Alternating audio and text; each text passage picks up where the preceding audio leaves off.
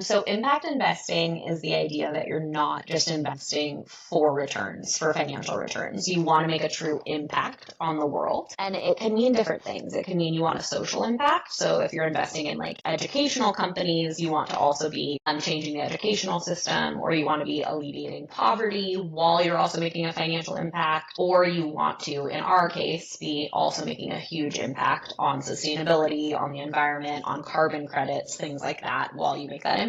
And what it traditionally looks like is that you're not going to be necessarily making as big of a financial return or as fast of a financial return, but you're going to be making up for that in the impact.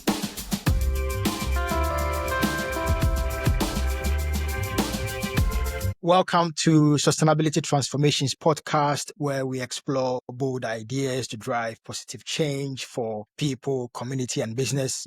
I'm so pleased we've got Dr. Jennifer Brandon, who is a pioneer in microplastics research, climate strategy consultant, founder of the World Beacon Consulting, on a mission to cut through greenwashing and drive real science-backed sustainability. And the key goal of our conversation is looking at the science-backed climate action and the fight against greenwashing and the key opportunities to drive real action. Welcome once again. You've moved from ocean plastics research to global climate consulting. What connected the dots for you in this journey? Well, first of all, thank you for having me.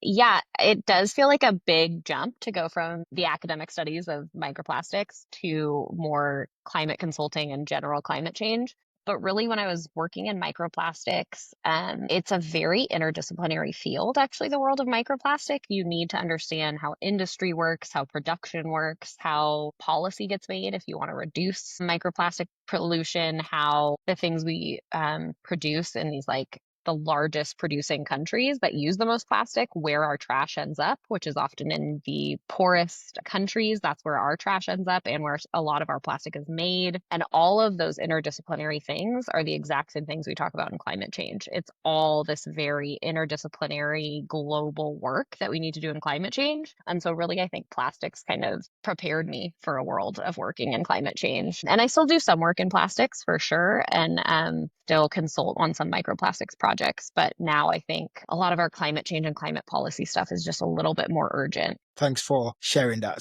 What finally drew you into the sustainability space and the impact, which I think is one of the least? I hear a lot about reporting, but lots of companies are doing reporting, but you hardly see, is it 20%? Are they making an impact, or is just showing what they've done? So I'm curious to know what drew into the impact aspect of sustainability. Yeah, I got drawn into the world of impact investing and the impact side of like philanthropy and sustainability in a very roundabout way. I was an academic. I did my PhD in microplastics, and then I went and worked for this little like research think tank. And I was still doing academic science, but in a non-academic framework. But I was still doing a lot of the same stuff. I was still writing research grants and papers, and I was like, I need to do more. Like, I need this work to actually like get out into the world and affect things. And then I ended up going to work for this foundation where I really felt like I actually got to write grants and actually be the one distributing the funds that actually really got to make an impact. And then that's where I also got my first taste of impact investing. And so really got to give the money for a lot of these startups that are truly doing some of the most innovative things, I think. There's so many startups out there right now in the world of climate and sustainability that are like building the products of the future that are really changing the world and thinking about things in such innovative ways. Really what I think is so cool about climate right now is it's not just academics talking about it. It's like engineers, product designers, like software engineers, everyone's finally talking about it. And so they're bringing really cool ideas to the table that no one was thinking about 5 years ago, 10 years ago. And so getting to be on that side of sustainability and help those companies like figure out who they need to talk to and how to get them funds is such a fun space to be. I love it. That's great. So with the innovators or the startups within the sustainability, the climate impact space, how do they juggle with delivering companies who are solving real-time solutions of our time of the climate vulnerabilities and the climate risk, but also become financially viable? So they can sustain themselves? How do they juggle those two challenges? It's really hard. And that is probably the hardest challenge is that some of the science is very expensive and some of it takes a long time. And it's not necessarily on the traditional startup time scale. So if you're building like a social media app or a software app, you can do it pretty fast and you can flip that profit margin around on pretty fast traditional time scales of like venture capital time scales and make your money back. It's very different when you're doing something in like the real world. Like if you're doing something out there that is like actually making the world cleaner or like actually out there in the ocean, and you actually have to build something and make sure that your sensors work and go through like trials at NSF or the EPA or whatever that is. That stuff all takes a lot longer. And so a lot of these startups are really interesting because they're kind of hybrids of taking venture capital funding, private funding, but then also a lot of them, at least here in the United States, have relied on government granting to help supplement that until very recently. And so it is a very unique world of private public partnerships. And that obviously looks very different now in our current political climate of where that public or that private sorry, where that public funding is going to come from now. But yeah, it is hard because when you're doing real science and you want to do real lab trials to make sure that their method actually works, it's not going to be as fast as a traditional startup. And not all investors understand that.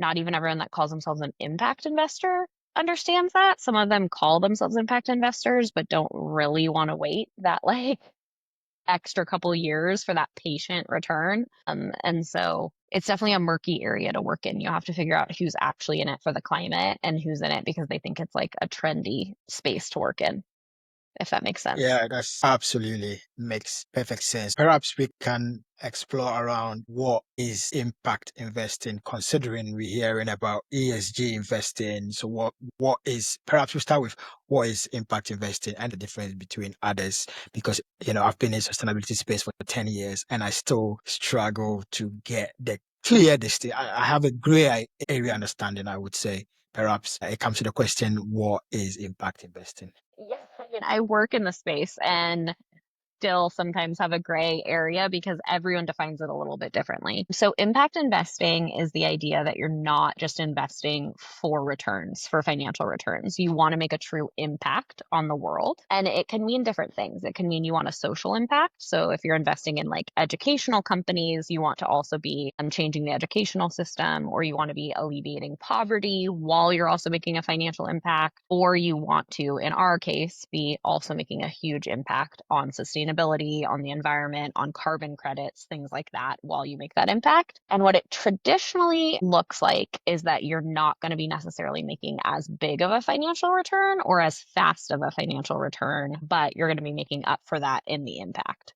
Now, that is not always the case, obviously. There are some impact companies that have made huge financial returns. Traditionally, our example was always Tesla. Obviously, lately their stocks have gone down, but there are electric there are electric car companies out there that have made a lot of money. And there's companies like Impossible Burger that have made a lot of money. There's solar companies that have made tons of money that are also making huge positive impacts on the planet. So you can definitely make money doing this, but the traditional venture capital timescale is 3 to 5 years. The traditional impact timescale, you're often looking at like 10 years for these companies to truly make money. And it can be for a lot of different reasons. For like solar, it takes a long time for solar permitting to go into effect or offshore wind permitting to happen. So you need to like take a lot longer. For things like Impossible Burger or those alternative meats, you have to go through things like FDA trials, and that is going to take a really long time. So there's a lot of things whenever you're doing anything really new and really innovative and really disrupting a system, like how we've made fertilizer for like 100 years, and you want to do it in a different way that doesn't make a lot of emissions, that's just going to take a long time to get adopted and go through all the trials it needs to take and all those things. So it's definitely not a get rich quick scheme, but it's definitely a way that you're going to make a huge impact on the planet while also making money.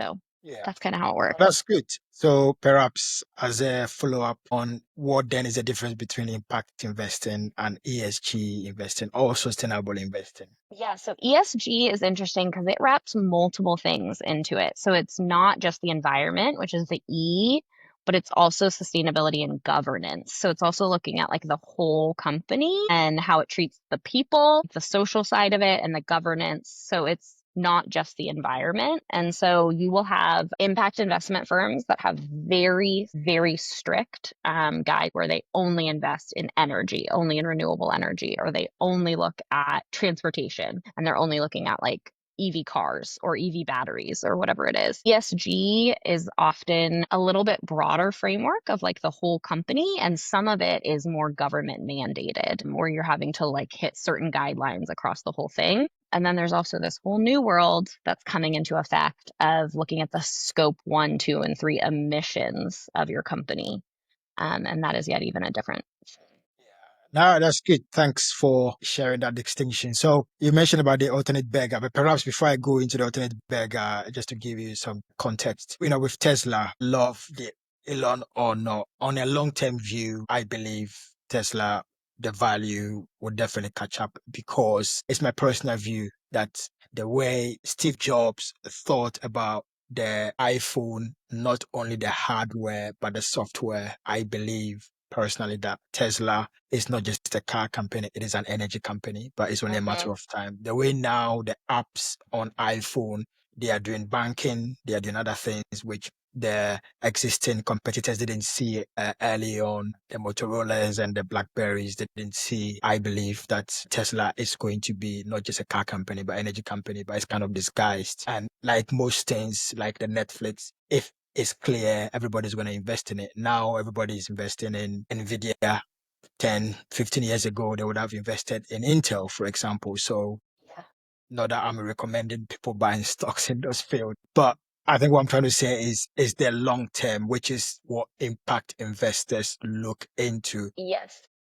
And if you look at the history of, again, why I was asking about ESG, because I'm new in the impact and that's where I'm learning all of these conversations. So having said that, coming back to the alternate burgers, one of the things I've observed is, I don't know much about the alternate burgers, which I'm asking. I know a lot about the Tesla because I've looked much into it. There are some customers that if you ask them to buy the alternative burger, I'm making a lot of assumptions here where if the taste is not as different to what they are used to, the usual burger, and you say, buy this alternate burger, you're not going to lose the taste different. Is that a safe thing to say, to advise startups in the impact space to, because people want more convenience, people want to save more time. So if you're asking them to switch to the impact sustainable version, they can also explore, like the Tesla example. It's as fast as the alternative cars. So you're not asking people to lose that.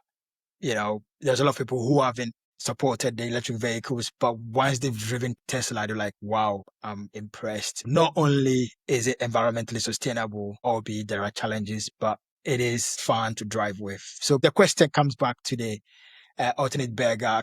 Can you share some advice for startups around how the alternate burger is picking momentum or what startups can learn from? I know it's a long-winded background, but it's come to the question. No, I think that's exactly right. So I think before Tesla, it was hard for people to adopt electric cars or even hybrids. Like there was the Prius, and the Prius was very much like it stuck out on the road. It was like, I am driving a hybrid because it had that huge back. And so there was people that were driving them. It was like a signal, like I'm driving this because it's a hybrid, but no one who just wanted a car was going to drive it. Tesla came around and it was exactly that. It was like, this is an electric car, but it's also a sports car. Like this is also cool. And it really revolutionized the electric car industry because it was like, this is fast, this is sleek, this is cool, and you're making an impact, like, and you're saving emissions. And then the biggest argument or the biggest complaint always about electric cars is they're annoying to charge. There are not as many charging stations as gas stations. And Tesla did a huge, huge push on that in their target market. So I live in California. There are Tesla charging stations everywhere. Like it's just so easy to charge one. So then people buy them. I think California is the biggest market for them. Still, it might be New York, but like they're everywhere here because they're easy to charge. And so it does then lead to that adoption curve. And it is the same thing exactly with alternative meat burgers, is that if it tastes the same or close enough to the same, then people are like, okay, yeah, then then I'll eat them and save some emissions, save some cows, like low carbon.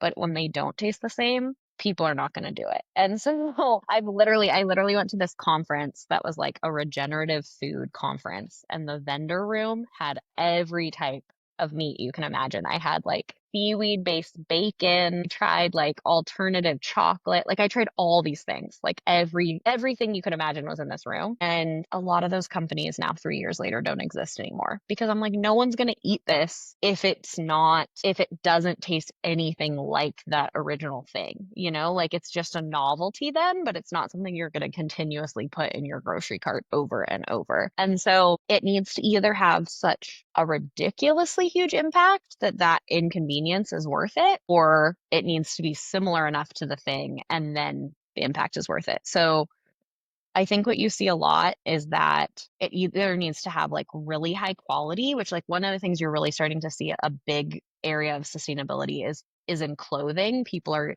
ditching fast fashion, buying like organic cotton clothing or nicer clothing. You are starting to see a big difference in quality that people are like, I am willing to buy something. It's going to cost me a lot more money, but it's also going to last a lot longer. And so then it's inconvenient because it costs me a lot more money, but it's going to last me a lot longer and it's higher quality and they can tell the difference. And so that's one of the things I would tell a startup is I'm like, you need to make sure that your product is either vastly nicer in quality or is similar enough to the product that you're replacing. If it is something like a burger that I'm going to only eat once or whatever it is, a consumable, it needs to be similar enough in quality or it's just not going to take off.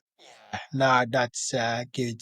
Which again, I think you've clearly shared around. Yes, the price may be higher if it delivers the quality or the metric is fastness, whichever that category is, then yeah, some people will be willing to pay. And then over time, once more people are buying it, the price generally comes down Yeah. with the network effect. So yeah, thanks for sharing that. So you've said sustainability often gets reduced to marketing. How do you spot real solutions versus greenwashed ones? It's so hard. There is a lot of marketing in this space. I mean, so that's a big chunk of my job is trying to figure out which companies are truly making a difference and which ones aren't. And one of the ways you can really tell is if the solution is, especially in the world of like plastics, if the solution is just recycled plastic, that's actually not a huge solution. Like I really try to look at where the sourcing is from. The more transparent a company is, the more you can tell it's real, whereas if it's just kind of looks like how the product was before with just like one new label or new sticker on it, it's probably just greenwashing. But the more transparent they are about all of their processes and all their ingredients and where things are from, then you're like, okay, they actually believe in this. It's a real impact. And one of the ways you can tell at a large company is where their sustainability and ESG department sits. And so sometimes that ESG and sustainability department sits like under their product or operations department and actually has a real say in how things happen. If their ESG and sustainability department sits under their marketing department, then I always have concerns. And I'm like, oh, your ESG team reports to your VP of sales, then I'm concerned. Then I have some questions of whether they actually have a say or if they just come in at the last step of the process and whether they actually really affect how things get done. The transparency is one of the key aspects as you've shared. So you advise philanthropies and investors on climate impact. What are the most often missing aspect of the evaluations? One of the things that we always have to look at when we're looking at startups is we have to balance like looking at the science and then what is guarded kind of IP or intellectual property and trying to figure out, okay, like what makes your company special and unique and what is like, in some black box that I can't look at because the black box is often where they claim the like sustainability and, carbon drawdown or whatever is happening. But if I can't like really dive into that and figure it out, sometimes I'm like, okay, you're telling me you're drawing down this many tons of carbon, but I actually don't know what it is. Like, I don't know how it works. One of the things that is sometimes missing is like, I really want to see how big their science team is at a startup. Like, if you are a science startup if you are trying to really make a huge climate solution, you should have some scientists on staff.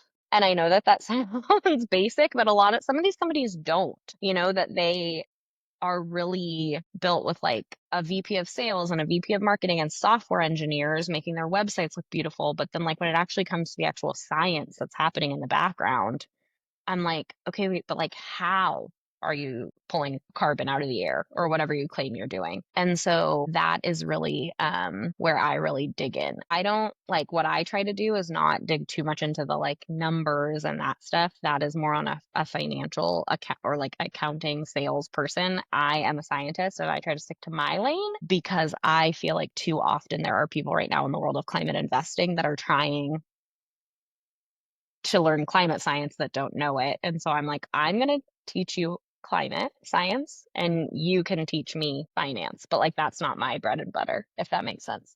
In the UK, there is a huge opportunity for startups to learn. So perhaps we can explore how what makes science communication actually work. With startups, the founders or the investors, they have to be able to communicate to the funders. They have to be able to communicate Hmm. to customers. We've had a chat around the Teslas and the alternate burgers, how the effectiveness of communicating these innovations is important. You've been featured on the New Yorker and the BBC. What make a good science communication that startup founders within the investment space or the impact investment space learn from, would you say? Science communication is so key to what we do. And it's important in science communication to understand you're talking to different audiences all the time. So, what you say to funders, you have to be able to speak in like their business talk. You have to be able to tell them about how much market share it's going to make and how fast it's going to grow and all those things. If you're talking to fellow scientists, you have to tell them like how the science actually works, like the climate solution. And then when you're talking to journalists, you have to be able to tell them the big picture of like, why does this matter? And why would the general public care about it? And then if you're talking to like community stakeholders or you're talking to Congress people or anything like lawmakers,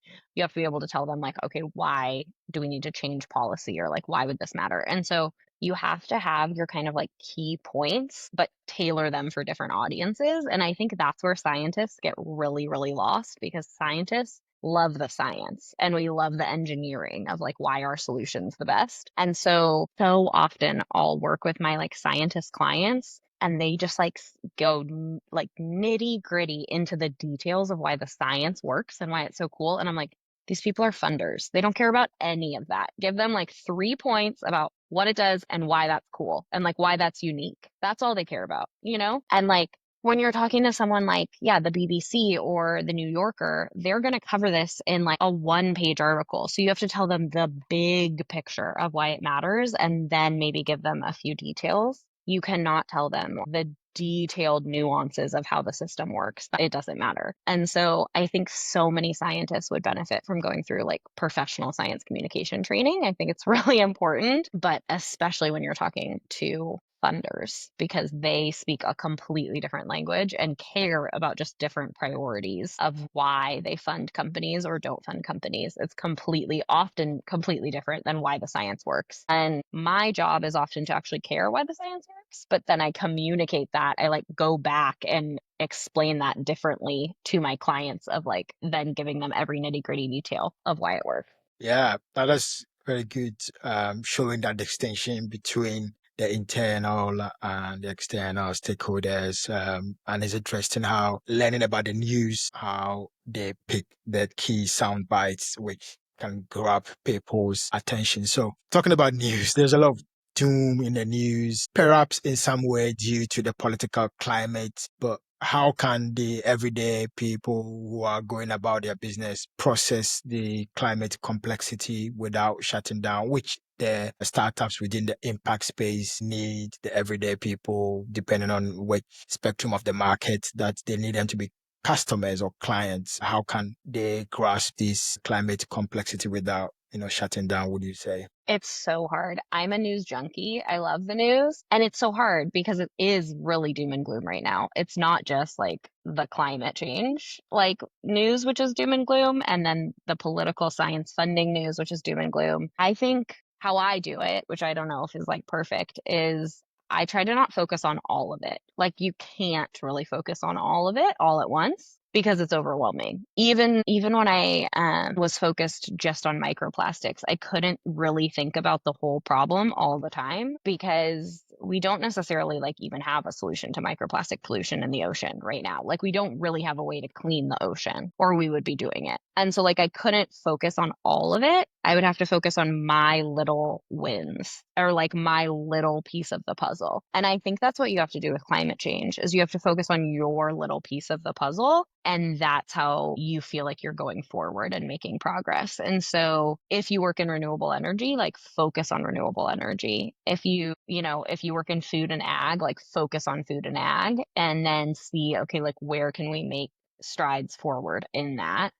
Um, and for me right now, like I am kind of focused on a lot of things in climate. And so it can feel very overwhelming. And so then I just like don't focus on other things happening in the news as deeply. Like I'll know they're happening, but I won't read really deep on what's going on just because I have too many other things going on in my brain at once. And so you just have to like focus on just what you actually have control of or what you need to know. But yeah, then I do try to focus on like the few wins that there are. And I think working in impact investing has actually really helped me. Working with startups has really helped me because they're just so innovative. Like they're moving forward. Not that academic science wasn't moving forward and isn't doing really important things, but academic scientists tend to research problems. That is what our focus is we research problems. We're not necessarily focused on the solutions to those problems. We tend to tell you like climate change is getting worse. The ice is melting. The sea levels are rising. We aren't necessarily building like more innovative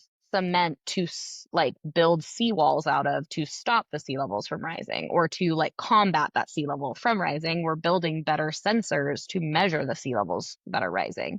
But then there are startups out there that are like, oh, shoot, the sea levels are rising. Like, what are we going to do about it? Let's build more innovative cement that can combat that better and like erode less. And those startups are the companies that actually bring me like hope that I'm like, oh, okay, all of these horrible things are happening, but someone's thinking about an innovative way to help stop it or help mitigate it at least and adapt to it. So those are the things I actually feel more hopeful about climate change than I have in a long time now working with startups and some of the nonprofits I work with too, that I'm like, you guys are actually doing really, really cool work. It's good to see the extinctions. Perhaps to summarize what you mentioned, climate change mitigation is the activities where you want to stop the climate change in the first place. Yeah. Whereas on the other side, the adaptation is okay, now there is high sea level rises. How can we build? So thanks for sharing those Thank, practical examples for us. You've worked thank you for across. summarizing that long-winded answer. Yeah. No, it's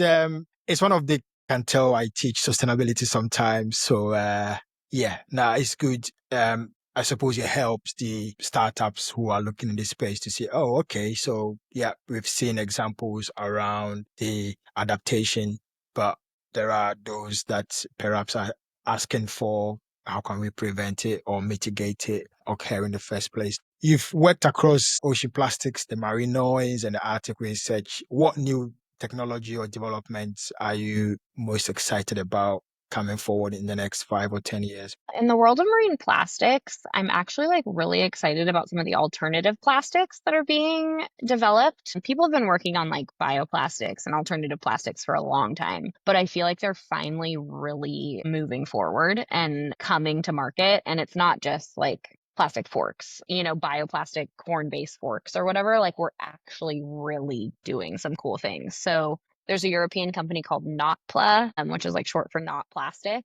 And they're taking off because they're not just going after the really basic things like utensils. They're going after things like ketchup packets and sauce packets and these things that like those little sample spoons at the ice cream store, like the things that we've just had forever that have basically since they were invented, they've been single use plastic and no one's really thought to make them out of anything else. And they're making them out of seaweed and literally they're like sauce packets you open it, you put like soy sauce on your food, and then you can actually eat the whole packet. The whole thing's edible. They're really doing some innovative things. There's a company called Sway Bioplastics that's making this really thin seaweed-based plastic that is replacing the like thin film you get at the dry cleaner, or like that your clothes come in from, basically any clothing company that you mail order stuff from. And so those are the kind of plastics that are really, really hard to recycle just because of how thin they are and because of what weird shapes they are. And so trying to make those out of something completely different, a completely different waste stream that's not hydrochemicals, that's not based out of petroleum, has been the goal for a long time. And obviously it would be great if we made them out of something completely different, or we just like reduce demand completely, but making them out of something organic is a huge step. And so I am really excited about some of those companies coming online and actually like coming to market finally. And then in conjunction with that, I'm really excited about like commercial composting, like actually growing so that, as you have this like bio-based spoon or bio-based bowl, you're not just then throwing it in the landfill, but you're commercially composting it. And then it's actually going where it should, back into the soil. A lot of creative, innovative, interesting, but more importantly, solutions which are needed for our time. What is the final thought for startups who are listening, or impact investors who are listening, or even policy leaders? What would be your final thought for any of them? Gosh, I would say for startups, I would say this crazy time in terms of funding and things, like this time will pass. Like, I think they can survive. I mean, I don't know if they can survive in this time, but I think this funding time will pass. And for investors, this is the time where we need their investment money almost more than ever. As government funding is being cut, we really need private capital to kind of step up and fund all these interesting ideas. I mean, we have so many sustainability solutions and so many climate solutions, like so many CDR solutions and renewable energy solutions that are coming online, that we need them to keep fighting, but the funding is like just evaporating right now, at least here in the United States. And so this is really the time that impact investors need to kind of step up and try investing in the climate, if they never have, because there is certainly companies that need their investment capital now more than ever. Huge thank you to Jennifer for sharing us with your time and the insights, taking us through the journey, the climate aspect, opportunities, the impact, investment, the good communication. Thank you so much for your time. Thank you. Thank you for having me.